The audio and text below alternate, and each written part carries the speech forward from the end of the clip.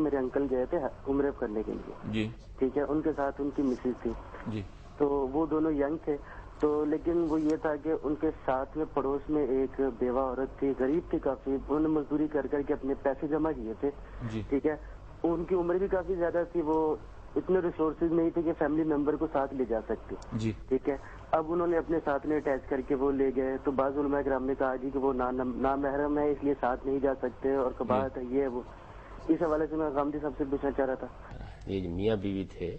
اور اگر یہ ساتھ لے گئے ہیں اور حفاظت کا بندوبست رہا ہے اور کوئی اس طرح کا معاملہ نہیں ہوا تو ان کا حج بالکل ٹھیک ہو گیا، تردد نہ کریں اس معاملے میں۔ یہ تو ایک سد ذریعہ کی ہدایت ہے۔ سد ذریعہ کا مطلب یہ ہوتا ہے کہ کسی فتنے سے بچانے کے لیے بعض ہدایات دی جاتی ہیں، ایسی چیزیں جس چیز سے روکتی ہیں وہ اصلاً ممنوع نہیں ہوتی بلکہ ان کا ایک مقصد ہوتا ہے، وہ مقصد اگر کسی دوسری طریقے سے پورا ہو جائے تو وہ بھی ٹھیک ہے۔ کیونکہ ہمارے اجازت نہیں ہے نا قاعدے کے مطابق، تو پھر آپ کو اپنا رشتہ لکھنا ہوگا جو ظاہر ہے انہوں نے کچھ لکھ دیا ہوگا۔